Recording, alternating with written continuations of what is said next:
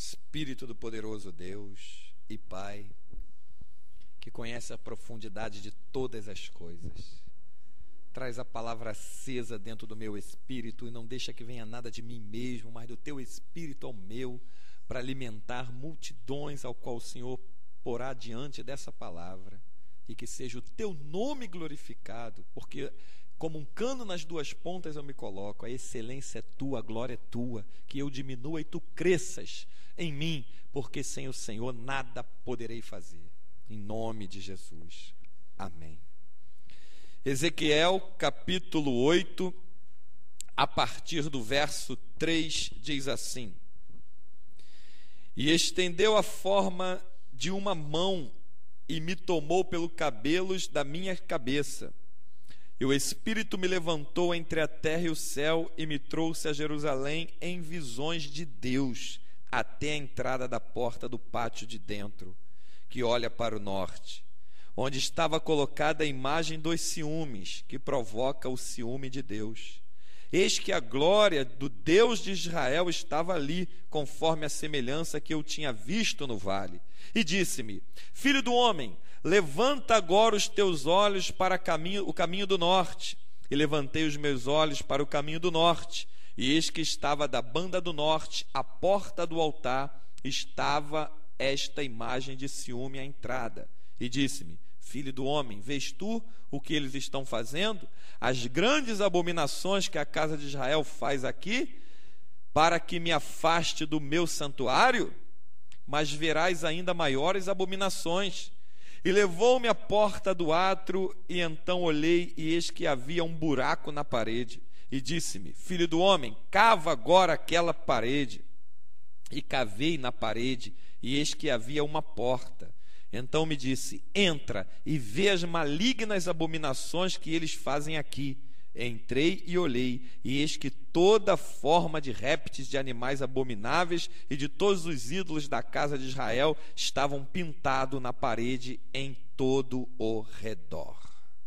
Até aqui. Louvado e engrandecido seja o nome do Senhor. Ezequiel, conhecido também como profeta das visões, ele conta nessa passagem do capítulo 8 que o Espírito de Deus, pegou ele. Observa que está aí com letra maiúscula, Espírito, e toda vez que aparece Espírito com letra maiúscula, é o Espírito de Deus. Então pegou ele pelo cabelo da cabeça. O que significa essa expressão? Por que pelos cabelos da cabeça o Espírito Santo pegou o profeta Ezequiel e levou ele entre o céu e a terra? Ou seja, onde ele estava? Nos ares, entre o céu e a terra. E deu a ele essa visão das malignidades, das coisas malignas e terríveis, malignidades que a nação de Israel estava praticando, e as coisas ocultas que eles praticavam e pensavam que Deus não estava vendo. No decorrer da leitura você vai ver. E Deus falou: olha, faz um buraco nessa parede. Eles pensaram que uma parede podia impedir os olhos do Deus, que é como chama de fogo. Faz um buraco nessa parede, cava um buraco. E ele cavou, se deparou com uma porta. Entra nessa porta, olha lá. Olha que coisa terrível. Olha o que eles estão pintando nas paredes, que eles estão colocando essas gravuras, essas figuras. Vou te dar um conselho. Quando tu for comprar uma roupa, quando tu for comprar um objeto, quando tu for comprar alguma coisa para tua casa, observe bem a etiqueta, os desenhos que estão lá, as gravuras, as figuras, porque pode ter ali um símbolo maligno ou uma imagem de escultura estampada nela que você vai vestir, vai carregar no teu corpo. E isso é abominação diante dos olhos de Deus. Eu me preocupo muito quando vou comprar algum tipo de roupa olhando isso. Que tipo de desenho tem ali? Não é pecado um desenho numa camisa, claro que não. Mas às vezes eles desenham, estampam a figura de um demônio, inspirado por Satanás, estampam uma imagem de escultura. Pô, nós estamos aqui no Rio de Janeiro, no Brasil, no Rio de Janeiro. Aqui no Brasil, no estado do Rio de Janeiro, tem um boneco de pedra que fica num topo de um monte chamado Corcovado, que os incrédulos e malignos chamam esse boneco de pedra inútil de Cristo. Boneco de pedra que não tem espírito, não tem vida, não anda, não fala, não vê, tem mão e não apalpa, tem pé e não anda, som nenhum sai da sua garganta. E a Bíblia mostra com clareza que isso é abominação diante dos olhos de Deus. E muitas pessoas vêm de outros países aqui para o Brasil e se deparam aqui no estado do Rio de Janeiro para visitar essa imagem inútil, abominável de escultura, que só provoca a ira de Deus. A Bíblia é bem clara: tu não farás para ti imagem de escultura do que há em cima do céu, nem embaixo na terra. Tu não se encurvarás a elas, tu não adorarás a elas, porque isso é abominação diante dos olhos do Senhor teu Deus. Nós adoramos ao Deus que é Espírito, que criou os céus e a terra. Mas nunca foi tão fácil nos dias de hoje Satanás implantar a idolatria dentro das igrejas. Igrejas entre aspas, porque um lugar que aceita a idolatria não é igreja. Igreja anda pelo poder da palavra de Deus, não anda por apalpar objetos. Igreja é espiritual. Jesus é espírito. A palavra de Jesus é espírito e vida. E como eu estava comentando ainda há pouco aqui, nunca foi tão fácil Satanás introduzir a idolatria dentro do templo do Senhor. Isso não é de hoje. Desde essa época que Ezequiel está profetizando aí, eles já tinham suas práticas abomináveis de idólatras estampadas nas paredes das cavernas, nas paredes das casas. Eles pensavam que Deus não estava contemplando aquilo. Mas Israel vivia provocando a ira de Deus, provocando o ciúme de Deus, porque Deus tratou Israel com tanto amor, com tanto carinho, ao ponto de dizer que Israel era como a menina dos olhos do Senhor. Israel foi cercado com amor e com carinho, com uma proteção de Deus que nenhum outro povo nessa terra teve, porque nenhum outro povo conheceu o Deus verdadeiro como Israel conheceu, como Deus se manifestou para eles. E hoje, nós que conhecemos esse Deus vivo, esse Deus que é Espírito, vou falar de novo: Deus é Espírito. Importa que aqueles que o adorem em espírito e em verdade. É assim que você adora a Deus. A Bíblia é o único livro em que o Espírito de Deus se movimenta sobre as páginas. Então, mudaram a forma do desenho, mas a intenção abominável de idolatria continua sendo a mesma dentro dos templos. As abominações mais recentes que você vê aí na televisão, que você vê na internet, as abominações terríveis que o povo está levando para dentro da sua casa, provocando a ira de Deus, provocando com isso a cólera de Deus. O juízo de Deus está próximo. Por isso o Espírito Santo, na tarde desse dia, me revelou dizendo: o fim está aí, ó. O fim já chegou. Já é o fim. Ele revelou isso. Já é o fim.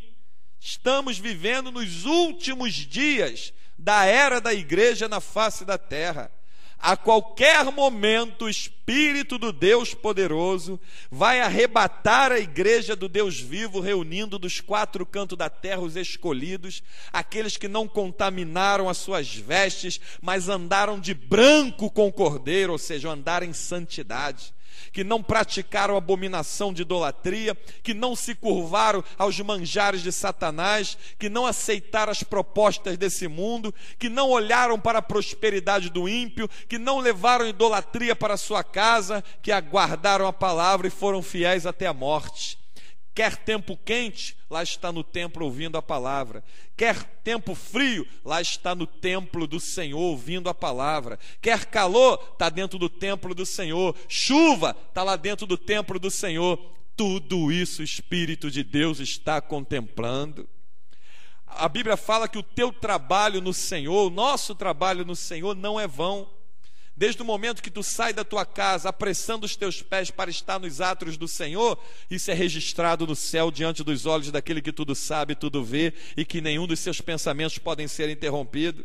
Então Ezequiel, ele teve essas visões e essas revelações, em que o Espírito Santo levou ele pelo cabelo da cabeça, entre o céu e a terra, Isso aqui foi um arrebatamento de espírito, a qual Deus lhe deu essa visão, e ele contemplou por dentro da parede.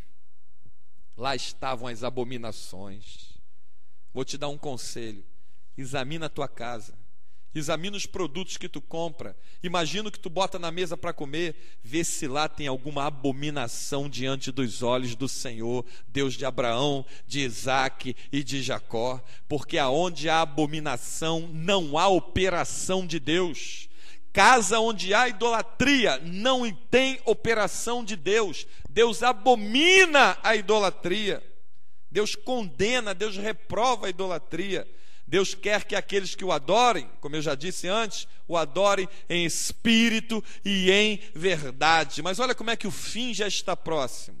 Nunca foi tão fácil a idolatria ser levada para dentro dos templos. E a idolatria moderna, em que Satanás agora, disfarçando, ele está colocando, está na rosa, está na fronha, está no envelope, está no pedaço de madeira, está numa água que tu bebe e que tu está levando para casa julgando que há espiritualidade naquilo, que há Deus naquilo. Isso tem trazido maldição para a vida de muitas pessoas. Tem muitas pessoas doentes espiritualmente, até fisicamente, por causa dessas idolatrias malignas que te foram dadas dentro dos templos chamados evangélicos. Escuta o que eu estou te dizendo. Uma vez, fui chamado para orar por uma criança dentro de um hospital. Essa criança teve um problema terrível de saúde, que eu não me recordo agora qual foi. O pai dela era um capitão do bombeiro, aqui no Rio de Janeiro, e um rapaz levou a gente lá para orar, fomos juntos lá orar por essa criança. Na cabeceira da cama da criança tinha uma rosa, amarrada com uma fita. E nós perguntamos: o que significa essa rosa aqui? Ah, é um povo lá de uma seita chamada Universal, é uma seita maligna que tem aqui no Rio de Janeiro, no Brasil. Vieram aqui e colocaram isso na mesa dela porque disse que está ungida, que ela vai melhorar, que ela vai sair disso. Eu falei: você quer a operação de Deus? Quero. Ele era pai da menina. Arranca essa fita daí, arranca essa idolatria daí. Depois que ele arrancou a idolatria, eu falei: agora nós vamos orar. Levantamos um clamor em oração e o Espírito de Deus, na mesma hora, operou na vida da criança. No dia seguinte, pela manhã, ela estava de pé para ter alta do hospital. Aonde há idolatria, Deus não opera. Seja onde for, na casa de quem for, no bairro de quem for, no estado de quem for, no país de quem for, tem idolatria, não tem operação do Deus que é Espírito, que criou os céus e a terra. Se o Espírito de Deus te botou hoje aí, de frente a esse computador, ouvindo essa rádio, aí no YouTube, ouvindo essa mensagem, e te botou aí para te dizer isso, é porque Ele quer operar na tua vida, mas a idolatria está sendo um impedimento, porque o fim já está aí, o fim já está próximo. A Bíblia diz que aquele que é sujo, suje-se mais ainda. Quem é santo, santifique-se ainda mais. Não existe meio termo. Tem pessoas que levam a idolatria para casa pelo simples fato: a pessoa quer se sentir protegida. Meu irmão, a proteção não está no acúmulo das coisas que tu coloca na tua casa. A proteção verdadeira está na tua fé no Salvador da nossa alma, que é Jesus, o Cristo de Deus. Essa é a proteção verdadeira. Tu não pode querer fazer um pedido para o diabo e um pedido para Deus e esperar uma resposta que te satisfaça. Ou a glória você vai dar a Deus, ou você vai dar ao mundo. Mas Deus não divide a glória dele com ninguém. Tem pessoas que, quando estão no sufoco, fazem pedido a todo mundo. Vai pedir aos incrédulos para rezar, vai pedir os crentes para orar, vai pedir os ocultistas para fazer as suas preces, vai pedir os budistas para fazer as suas invocações. Está no desespero, quer uma saída. A saída só está na palavra de Deus. Deus não divide a glória dele com ninguém. Se o diabo momentaneamente tirar a mão da onde ele está te apertando, é para te confundir, você achar que a tua reza funcionou, mas lá na frente ele vai acabar contigo e com a permissão de Deus, porque você zombou, desprezou o contato com a palavra de Deus que pode te dar vitória e achou que a tua vitória vem pelo boneco de gesso, vem pela uma imagem de escultura que tem boca e não fala, som nenhum sai da sua garganta e, como diz Jeremias, não pode fazer bem, nem está nelas fazer o mal, ou seja, é inútil, não presta para nada. Se curve diante do Deus que criou os céus e a terra, que Ele te arranca da dificuldade de todo e qualquer problema que você esteja passando agora. Só Deus é onipresente, está presente em todos os lugares ao mesmo tempo. Só Deus é onipotente, tem todo o poder e ninguém impede o seu agir. Só Deus é onisciente, tem toda a sabedoria e operando Ele ninguém impedirá. Só Deus é transcendental, está acima, à parte daquilo que Ele criou. Só Deus é imutável, Ele é o mesmo ontem, hoje e será eternamente. Só Deus é o Deus que cura, só Deus é o Deus que liberta, só Deus é o Deus que salva.